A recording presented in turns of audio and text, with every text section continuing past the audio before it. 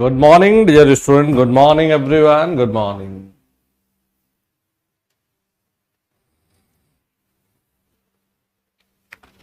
कैसे हैं आप लोग? सुबह के 6 बज चुके हैं और भैया सोकर उठ जाओ। लेकिन ये भी एक बढ़िया चीज है कि देखो, जो सो रखे हैं वो मेरी बातों को कैसे सुनेंगे कि सोकर उठ जाओ। लेकिन वो बाद में जरूर देखेंगे क्लास को, तो थोड़े शर्म आएगी उनको कि यार हम तो सोते ही रह गए। चलो भाई, बहुत बढ़िया बच्चों, कैसे हो आप लोग? जितना कराया बढ़िया से रिवाइज कर लिया? फटाफट बताओ, जितना कराया बढ़िया से रिवीजन हो चुका है या किस्तों में करोगे रिवीजन को?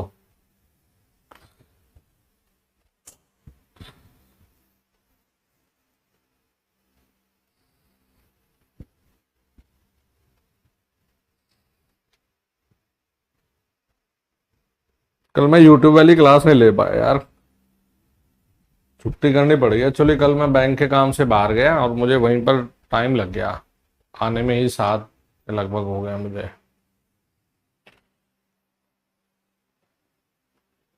चलो फिर शुरुआत की जाए आज के इस सेशन की।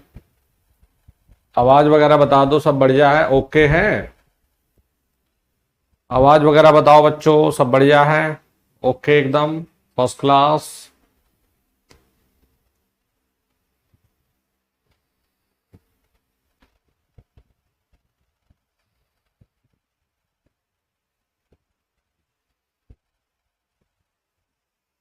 चलो जी, आइए फिर आगे चलते हैं।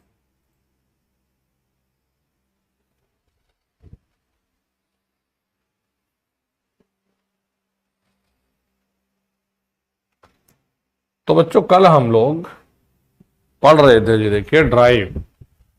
तो हमने स्टार्ट किया था 3 phase induction motor based drive. कल हम लोगों ने ड्राइव के इस चैप्टर में स्टार्टर पढ़ लिया था जी, जिसमें हमने auto transformer, starter, star delta starter, साथ ही direct online starter, rotor resistance starter, ये पढ़ लिए बच्चों। और हमने स्टार्ट किया था ये स्पीड कंट्रोल करना।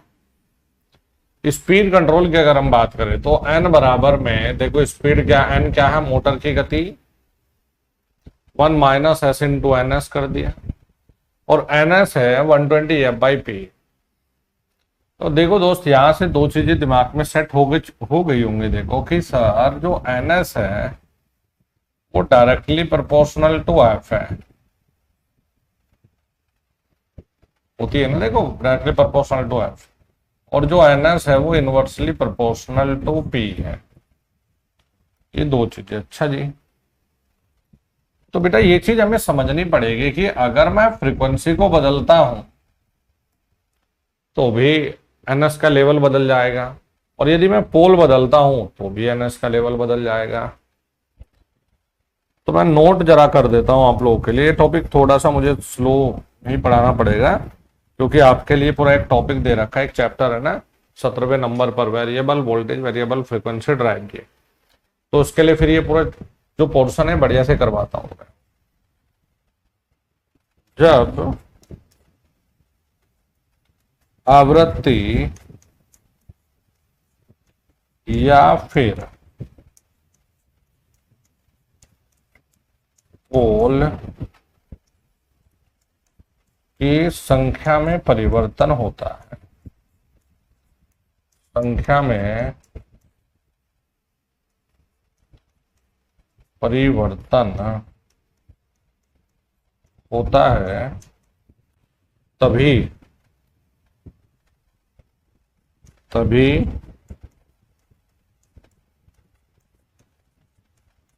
सिंक्रोनस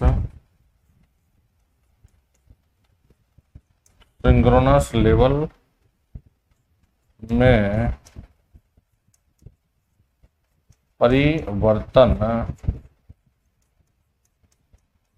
परिवर्तन होता। जब आवृत्ति बदलें या फिर पोल की संख्या बदलें तभी सिंक्रोनस लेवल में परिवर्तन होगा, अन्यथा नहीं होगा। ये हमें फॉर्मूला मिला जी, T torque directly proportional to V1 square. T starting का फॉर्मूला, टी मैक्स का फॉर्मूला, एस टी मैक्स। देखो अगर सप्लाई वोल्टेज आपको दे दें तो कोई टेंशन नहीं फिर, तो टॉर्क डायरेक्टली प्रोपोर्शनल टू आई इस बार भी आप लिख सकते हैं, कोई दिक्कत नहीं जी। ये सारी चीजें हमने जान ली। अब जरा इस टॉर्क को समझते हैं। टॉर्क फॉर्मूला लिया बेटा हमने, ये हमने कहा टी बराबर में 1/ओमेगा एस। मैंने पहले बता दिया अगर तुम्हें यहाँ 3 लिखना है तो वो 3 फेज वाला हो जाएगा। तो पूरी स्टडी बहुत सारी किताबों में भी सिंगल फेज बेसिस पर ही पढ़ा रखा है, क्योंकि मैंने कल आपको लिखा दिया कि देखो भाइयों और बहनों, अगर 3 फेज करोगे तो इस फॉर्मूले में गुणा कर देना 3 से, किसमें सिर्फ टॉर्क और पावर में, बाकी किसी में कुछ नहीं होगा। इनटू V1 स्क्वायर अपॉन में R2/S का square plus X2 square into R2/S। ये फॉर्मूला मिल गया।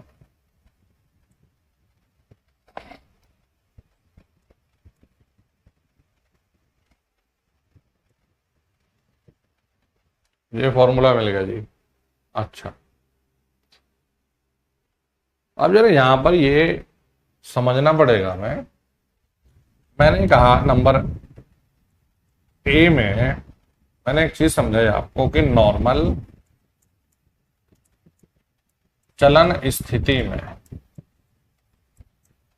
नॉर्मल चलन स्थिति में,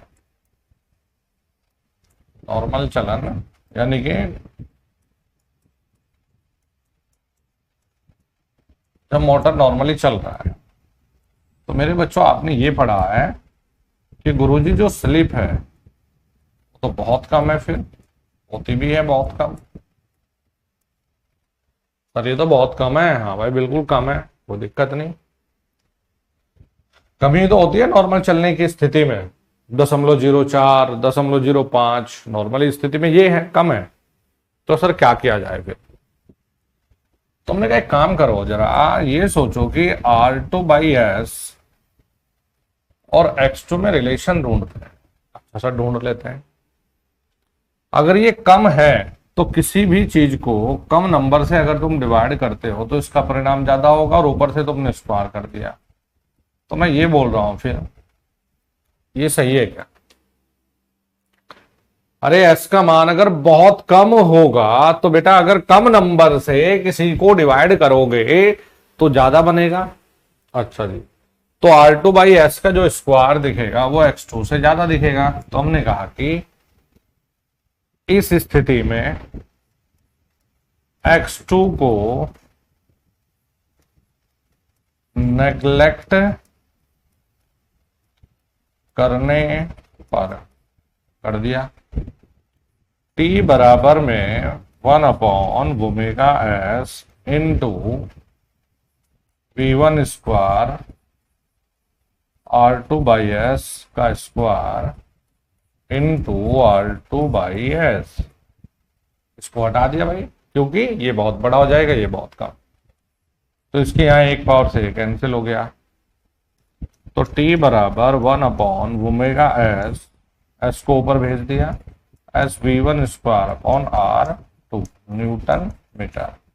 तभी तो पकड़ लो तुम्हें मिल रहा था नॉर्मल चलन स्थिति में टॉर्क किसके समानुपाती आएगा? स्लिप के समानुपाती आ जाएगा।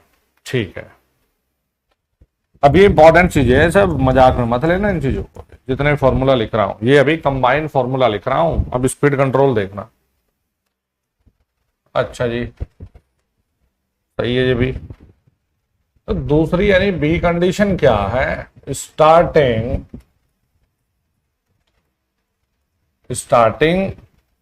की स्थिति में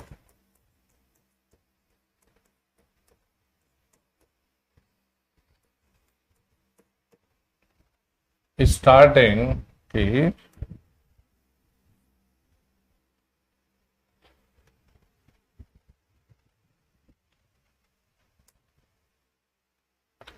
स्थिति में जी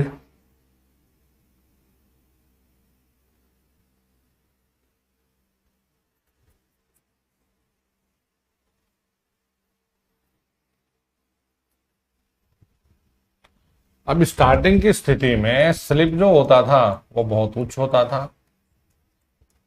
कैसे मैं बता दूं, कभी तुम भावनाओं में बह जाओ। एक बात बताओ, स्टार्टिंग में 1, 0.8, 0.9 ये था, और नॉर्मल चलने की स्थिति में 0.04 था। तो ये तो बहुत अंतर है।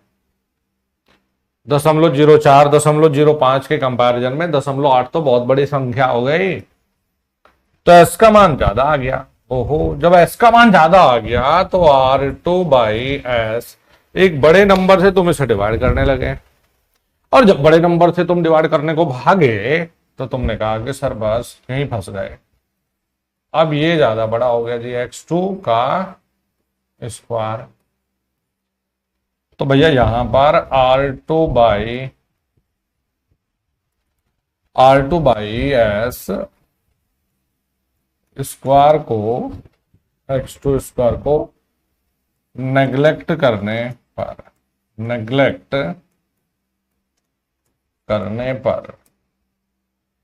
तो नेग्लेक्ट किसे करना है, इसके कंपैरिजन में ये कम है, तो इसी को नेग्लेक्ट कर दो। कभी तुम इसे भी उठा के कर दो, यहां थोड़ा ना किसी से तुलना हो रही है, इन दोनों में से कुछ करना था। तो हमने कहा भाई देखो ये तो बहुत कम हो गया, तो क्या फायदा इसे लिखने का। तो इसमें हमें मिलता है टॉर्क बराबर 1/ωs V1 स्क्वायर अपॉन में x2 इंटू R2/S। ये मिल जाता है torque inversely proportional to slip. यहां क्या मिल जाएगा छोटू बेटा, टॉर्क प्रोपोर्शनल टू स्लिप।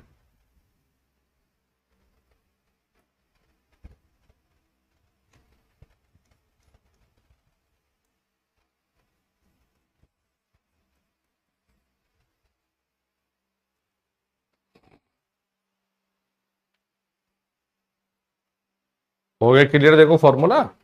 तो अब देखो हमने कंबाइन करके कुछ सारे फॉर्मूला को लिखा हमने लेकिन हमें ये याद है कि अगर मैं फ्रीक्वेंसी को बदलता हूं, यदि मैं पोल को बदलता हूं, तो तभी भैया ये सिंक्रोनस लेवल बदलेगा, अन्यथा नहीं। अब चलते हैं स्पीड कंट्रोल करने की विधियों पर। स्पीड कंट्रोल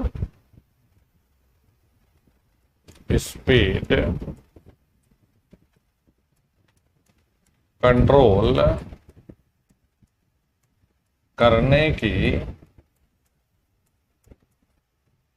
विधियां। स्पीड कंट्रोल करने की विधियां सबसे पहले है जी, सबसे पहले नंबर पर आता है ये स्टेटर वोल्टेज कंट्रोल मेथड। जी, कंट्रोल विधि, स्टेटर वोल्टेज कंट्रोल विधि। दूसरे नंबर पर पोल परिवर्तन विधि। तीसरे नंबर पर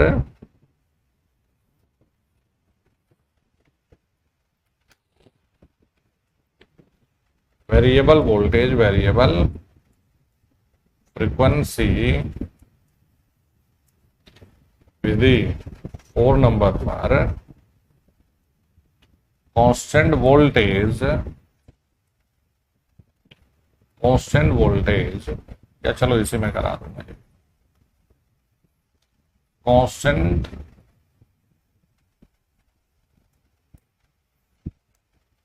वोल्टेज वेरिएबल फ्रीक्वेंसी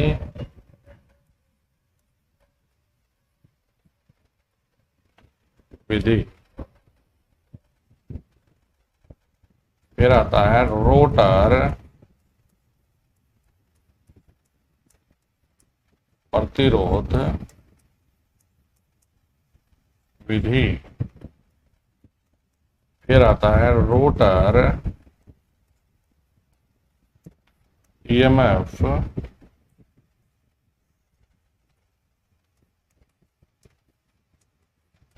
इंडक्शन विधि। फिर आता है रोटर प्रतिरोध हो गया, रोटर ईएमएफ, हाँ फिर हो गया जी कैस्केड विधि। अभी और दिमाग में आएगा तो और भी, वैसे तो यही थे जरूरी, पोल चेंज मेथड, ये सबसे ज्यादा जरूरी मेरे नालायक बच्चों। रोटर प्रतिरोध, रोटर ईएमएफ इंजेक्शन और कैस्केड विधि, ये स्पीड कंट्रोल करने की विधि है।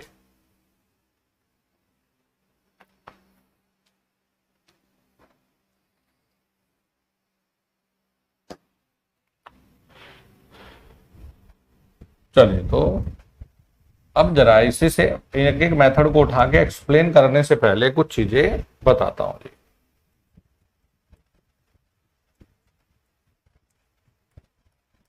महत्वपूर्ण बिंदु, बस फिर एक एक मेथड उठाना है, इनको एक्सप्लेन करना है, बस खत्म हो जाएगा।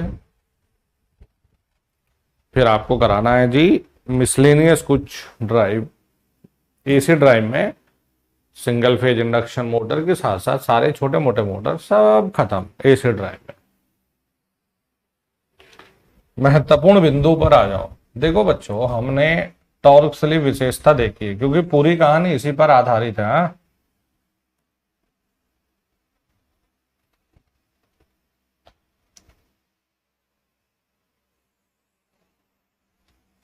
आपने ये देख रखा है,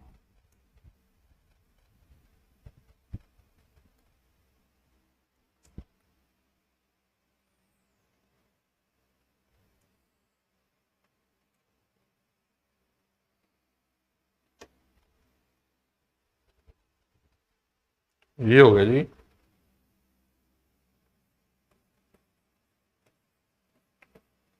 ये हो गया टी मैक्स, ठीक है। ये ले रखा है एस बराबर 1, ये ले रखा है एस बराबर 0 और ये ले रखा है एस बराबर 2। इधर ब्रेकिंग वगैरह वो सब पता है आपको, और ये आपने दिखा दिया यहां लोड।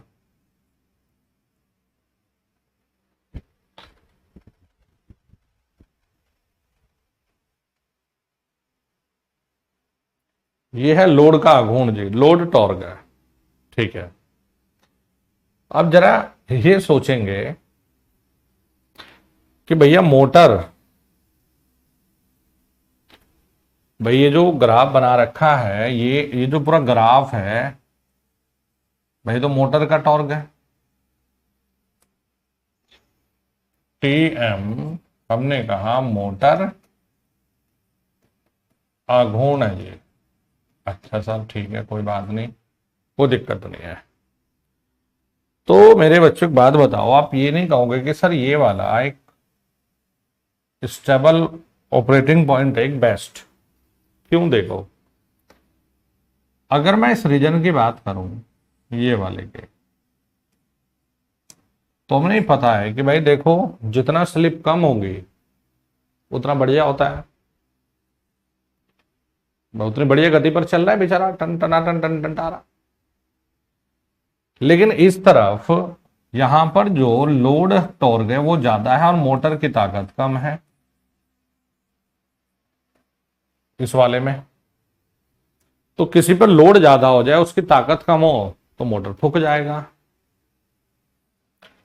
तो ये टीएल जब ज्यादा हो जाए, भाई अगर इस तरफ देखोगे तो मोटर का आघूर्ण कम है, टीएल ज्यादा है। इस रीजन में मोटर को नहीं चलाते हैं, इसमें नहीं चलाते मोटर, कुछ भी हो जाएगा। जी हाँ जी, इसमें नहीं चलाना भाई। तो फिर सर किसमें चलाएं?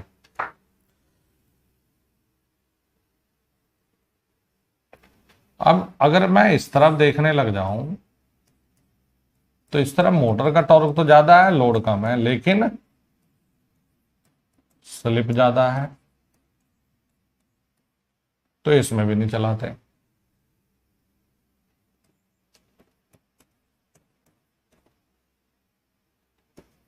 इस रीजन में भी नहीं चलाते। बेस्ट पॉइंट ढूंढना था।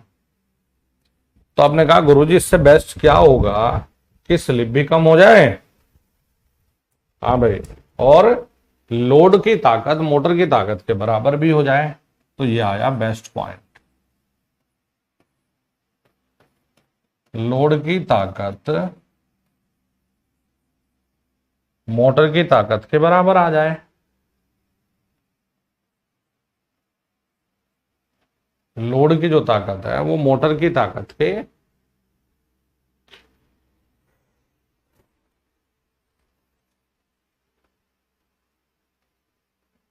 बराबर आ जाए। तो क्या दिक्कत है, समस्या कुछ ना जी, बिल्कुल ना है। तो भैया ये होता है, जैसे मैंने अभी ए कहा, ये लिखते हैं जी बेस्ट चलन बिंदु, यानी कि स्टेबल पॉइंट है, कोई दिक्कत नहीं। अब इसके रेस्पेक्ट में गति क्या है, ये है यहां N1 ले ली।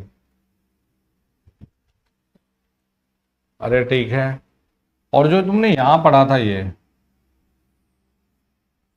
करवलिन के अकॉर्डिंग था, वो भी मैंने कल पढ़ा दिया था। चलो जी, तो समझ गए ना बेस्ट ऑपरेटिंग पॉइंट कौन सा है। अब चलते हैं स्टेटर वोल्टेज कंट्रोल मेथड पर। ओम नमः शिवाय। अब चलते हैं जी नंबर 1, स्टेटर वोल्टेज कंट्रोल विधि। स्टेटर वोल्टेज कंट्रोल विधि। तो देखो हम करते क्या, हमने अभी एससीआर पढ़ा था, मैंने यहां पर बताया था फेज कंट्रोल रेक्टिफायर क्या करता है, मैंने बताया था एसी वोल्टेज कंट्रोलर क्या करता है, मैंने नलाय को बता दिया था इन्वर्टर क्या करता है, बता दिया था ये। तो इन्हीं का इस्तेमाल किया जाता है। लेकिन आपको अब ये नहीं पढ़ना डिटेल में कि इन्वर्टर कैसे बनाएंगे, बस आपको क्या करना था, ये कर दिया आपने 3 phase induction motor. 3 phase induction motor, और ये बेस्ट बहुत अच्छा मेथड है ये स्क्वायरल केस के लिए। 3 फेज इंडक्शन मोटर। अब 3 फेज इंडक्शन मोटर, यहां इनपुट पे लगा दो एसी वोल्टेज कंट्रोलर। यहां क्या लगा दिया आपने, ऐसा लिख देता हूं, power electronics base controller. Power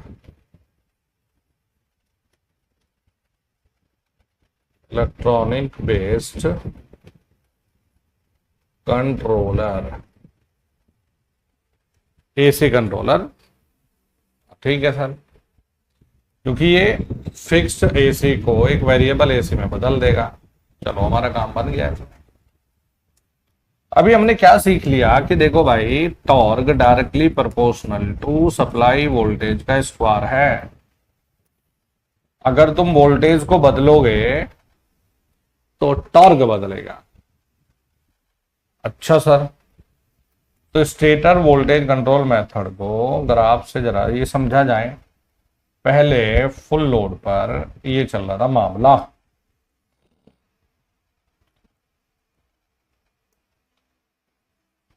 पहले मोटर यहां चल रहा है भाई ये।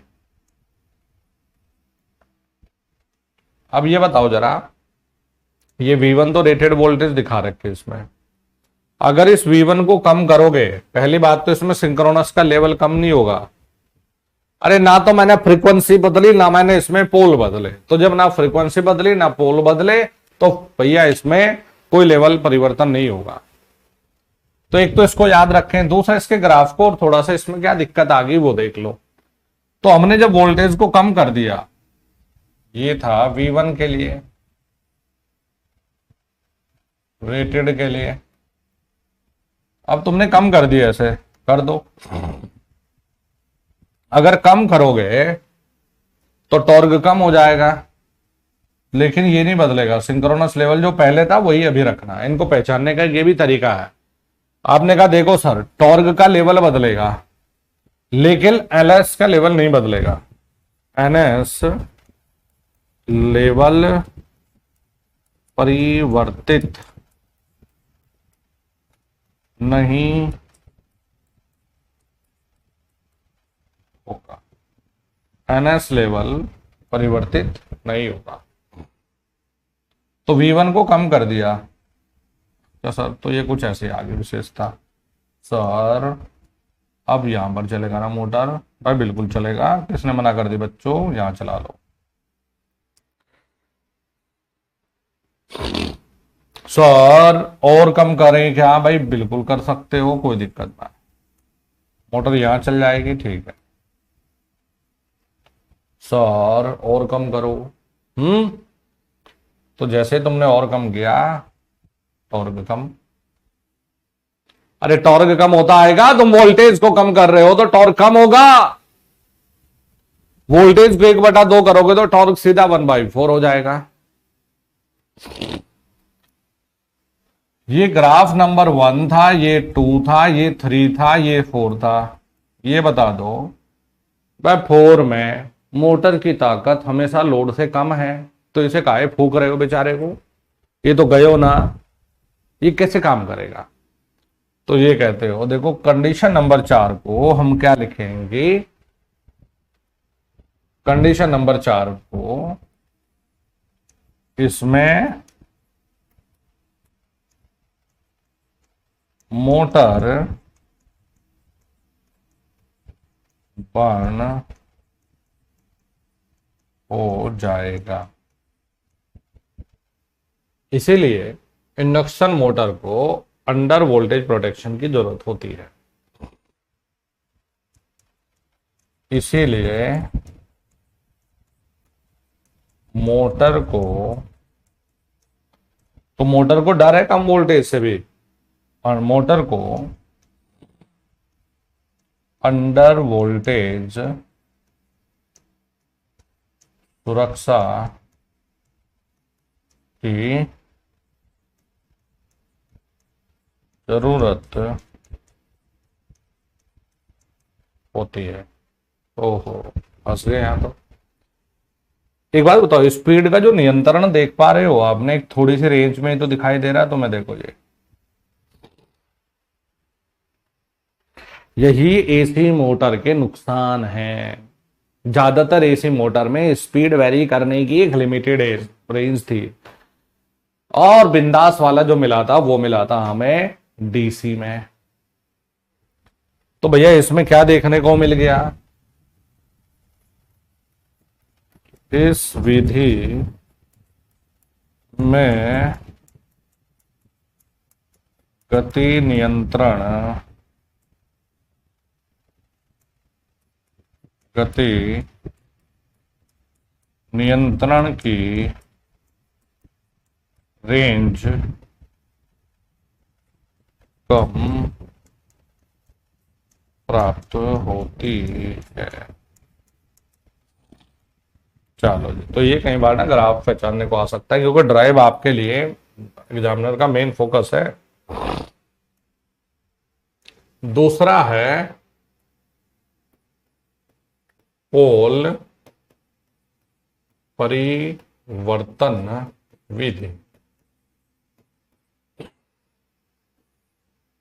सिर्फ याद रखना है, देखो आपको पोल परिवर्तन विधि में जो स्पीड कंट्रोल का ना केवल 2 ही लेवल मिल सकते थे, 2 ही लेवल, ज्यादा नहीं मिलेंगे। 2:1 पे ही स्पीड कंट्रोल हो सकती है, बाकी पे नहीं हो सकती।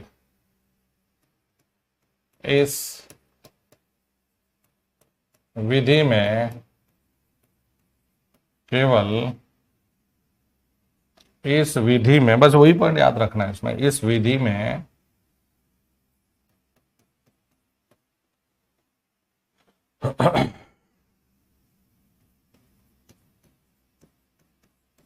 गति नियंत्रण के केवल दो ही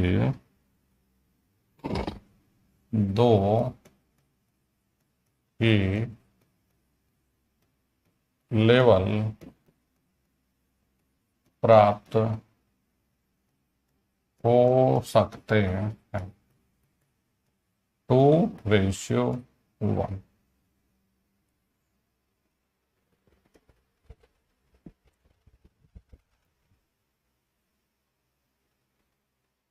2:1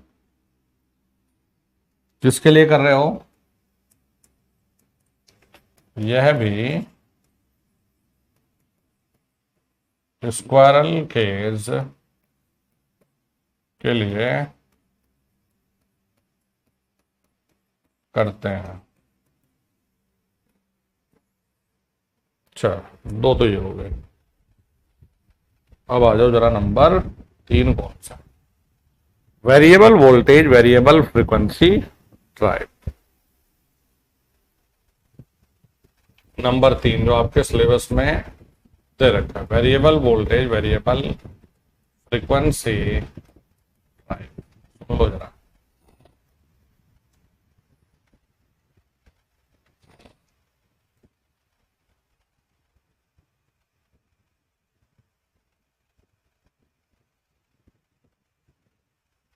फुल फॉर्म है वेरिएबल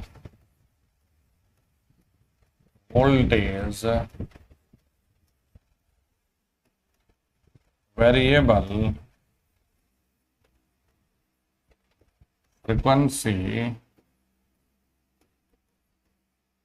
ड्राइव।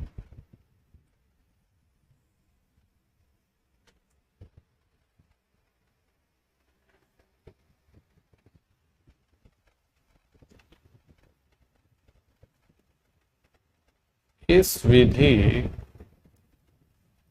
में वोल्टेज व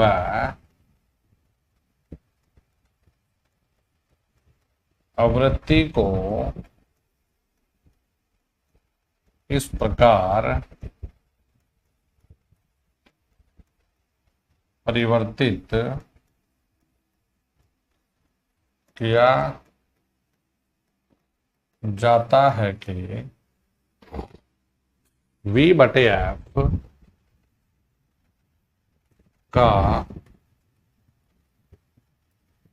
अनुपात स्थिर रहे। सर V/F का अनुपात स्थिर रखने की कोशिश क्यों की गई? तो देखो, आप लोगों को एक पॉइंट सिखाया था मैंने कि V बराबर में 4.445F N या TPH सिखाते थे। ये इंडक्शन में भी है, क्योंकि इंडक्शन कैसे काम कर रहा था, सेम ट्रांसफॉर्मर के जैसे इक्विवेलेंट सर्किट में बता दिया था। अच्छा जी, तो अगर मैं V/F यहां ले आऊं तो क्या मैं समानुपाती फाई लिख सकता हूं? लिख दो। फाई का मतलब क्या होता है? Phi is equal to B into A. B क्या होता है पता है ना भाई? बी होता है फ्लक्स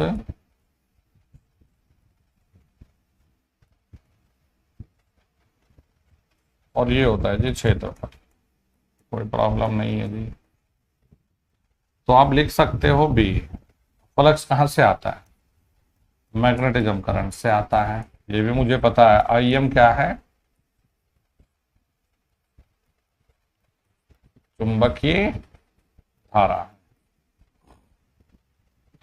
तो V/F के स्थिर रखने से बहुत सारी चीजें सेट हो जाती है।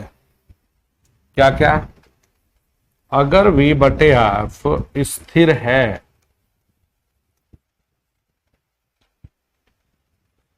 तो फाई भी स्थिर होगा। अरे ये बात है क्या, बी भी स्थिर होगा, ये हमने ट्रांसफार्मर में पढ़ा था। आई एम भी स्थिर होगा, कांस्टेंट हो गए। और भैया वोल्टेज और फ्रीक्वेंसी को सेम रेशियो में, यानी वोल्टेज को बदलोगे तो फ्रीक्वेंसी भी, तो वोल्टेज प्रोपोर्शनल टू फ्रीक्वेंसी हो गया। जितना इसमें परिवर्तन करोगे इतना इसमें करना चाहिए, तभी ये कांस्टेंट रहेगा। तो एक तो ये लिखा हमने, वोल्टेज क्या है, प्रोपोर्शनल टू फ्रीक्वेंसी।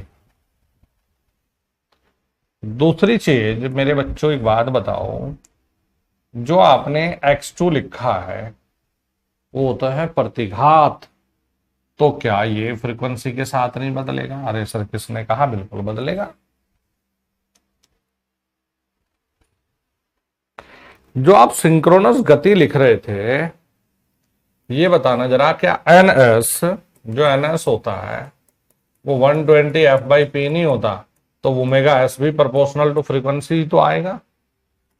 तो जो सिंक्रोनस गति हम लिख रहे थे, क्या गुरुजी ओमेगा एस नहीं बदलेगा? भाई किसने कहा बिल्कुल बदल दो, कौन मना कर रहा, बिल्कुल बदलो भाई। लेकिन R2 का फ्रीक्वेंसी से कोई लेना देना नहीं था, तो हमने छोड़ दिया। इतना रहम तो हमने इसके ऊपर कर लिया। तो भैया देखो, वेरिएबल वोल्टेज वेरिएबल फ्रीक्वेंसी में मेरे नालायक से बच्चों, V बटे एफ का रेशियो हमेशा स्थिर आएगा, नंबर 1।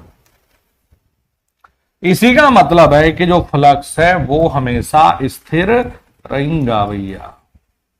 बी हमेशा कांस्टेंट रहेगा, बी हमेशा कांस्टेंट रहेगा। आई एम हमेशा कांस्टेंट रहेगा। V प्रोपोर्शनल टू क्या मिला, फ्रीक्वेंसी मिला, कोई मना नहीं कर रहा, नहीं मिला, मिला। X2 प्रोपोर्शनल टू F मिला, बिल्कुल मिला। और omega S proportional to F मिला, सही बात है। अब जरा कुछ स्टैंडर्ड सूत्र पर चलते हैं। क्या हम ये जानते हैं, नंबर 1, क्या हम ये जानते हैं कि T मैक्स बराबर में 1 omega S V1 square upon X2, 2x2 newton metre. आप पूछ जाओगे, हाँ यस सर हम जानते हैं। T मैक्स का फॉर्मूला नंबर 1 ये लिख लिया, हमें तो पता था ना। दूसरा सूत्र, क्या हम ये जानते हैं कि एस टी मैक्स बराबर में R2 बटे X2। आप कहेंगे सर बिल्कुल जानते हैं, कोई दिक्कत नहीं।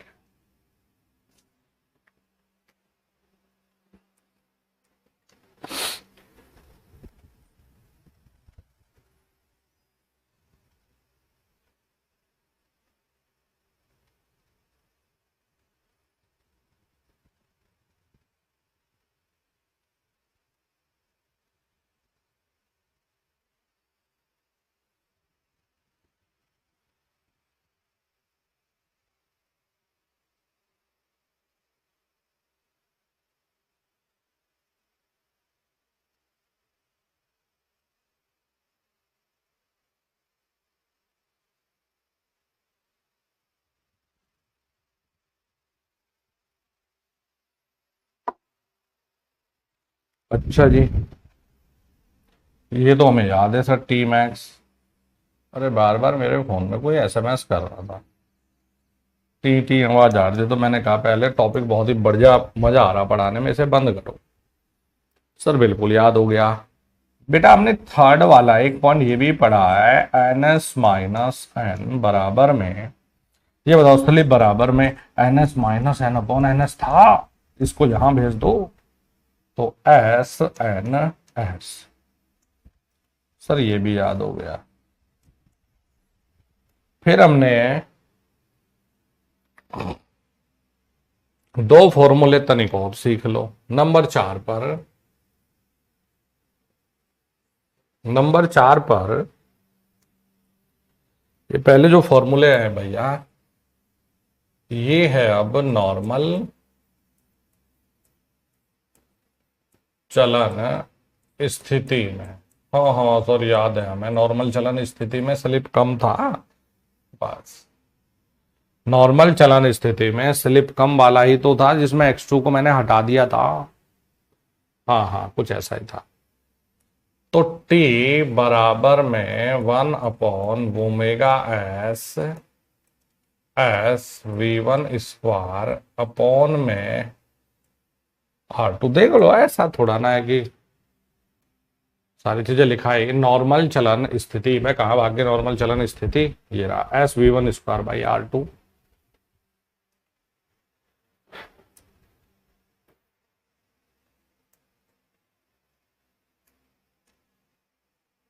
अच्छा जी, तो ये ले लो नंबर 4 पर, ये ले लिया जी नंबर 4 पर। ठीक है, अब जरा आपको ना करंट भी सिखा देता हूं।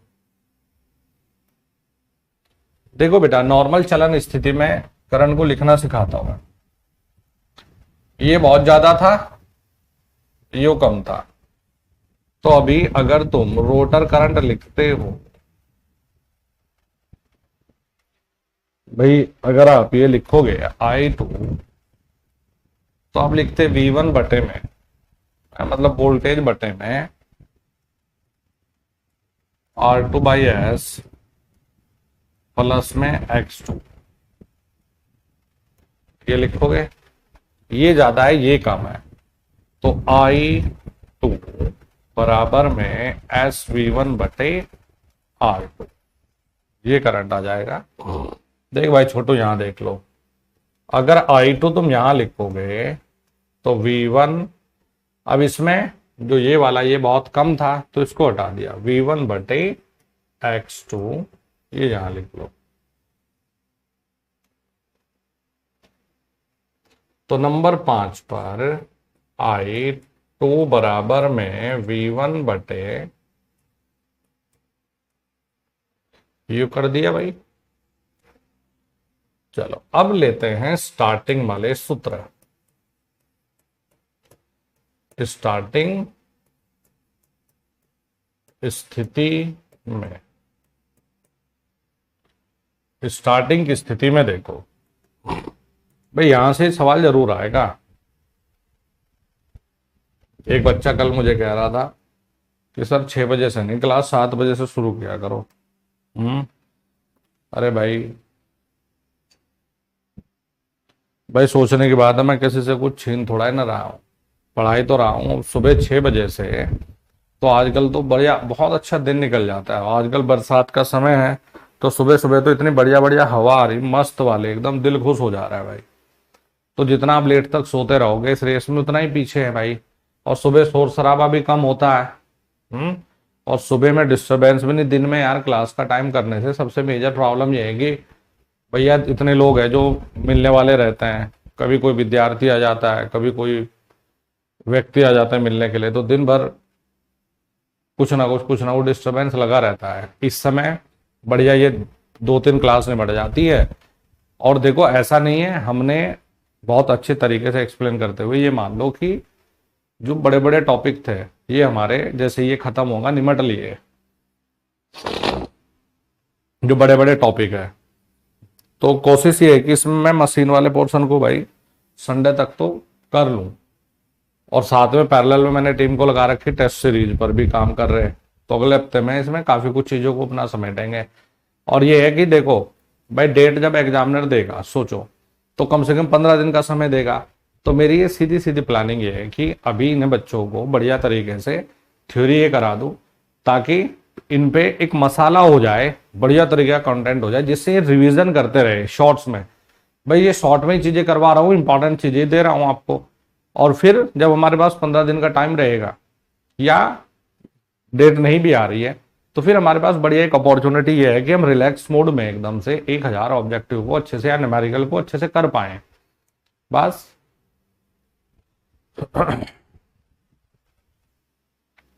चलो, स्टार्टिंग स्थिति में देखो, याद रखो कि अगर आप बेटा सोचने लग जाओ कि 18 टॉपिक में से भी गुरुजी 4 छोड़ दो तो काम नहीं चलता।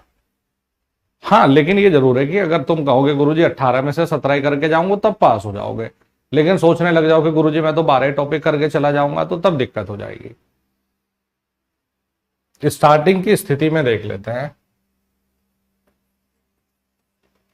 अब स्टार्टिंग की स्थिति में torque 1/ओमेगा s v1 square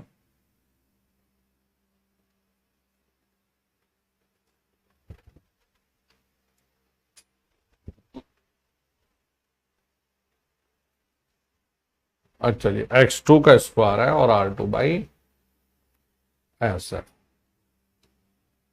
x2 square और r2/s। चलिए 7वें नंबर पर देख लो, I2 बराबर में v1/x2,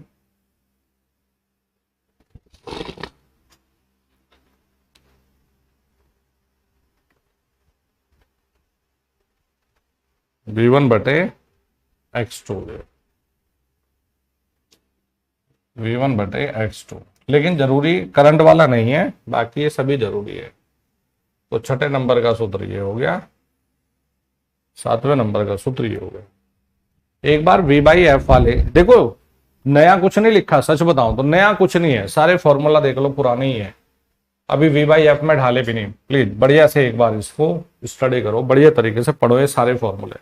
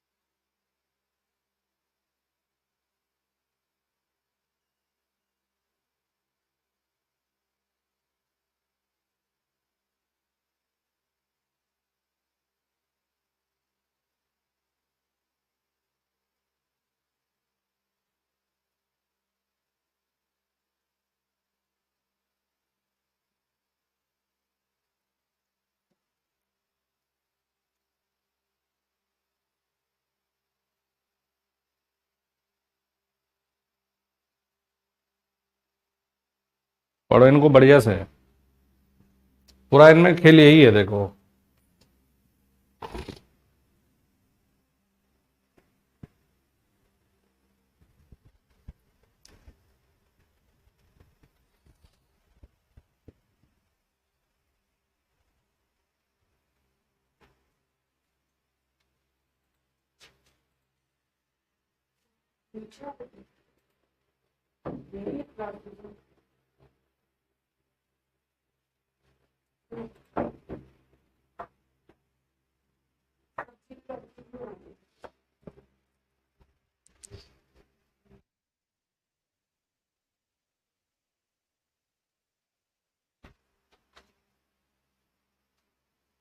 पढ़ो बढ़िया से इन्हें सारी चीजों को। देखो टी मैक्स का फॉर्मूला एज इट इज जो पहले पढ़ाया, एस टी मैक्स वही, N S minus N same. पर नॉर्मल स्थिति में दो फॉर्मूला टी वाले टॉर्क वाले याद रख लो, बाकी चल जाएगा, इतनी बड़ी प्रॉब्लम ना है।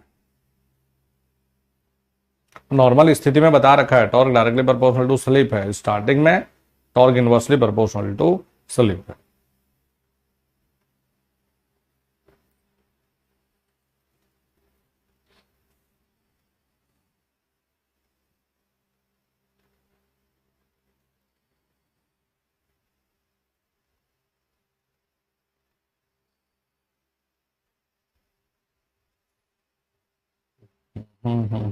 पढ़ लिया जी।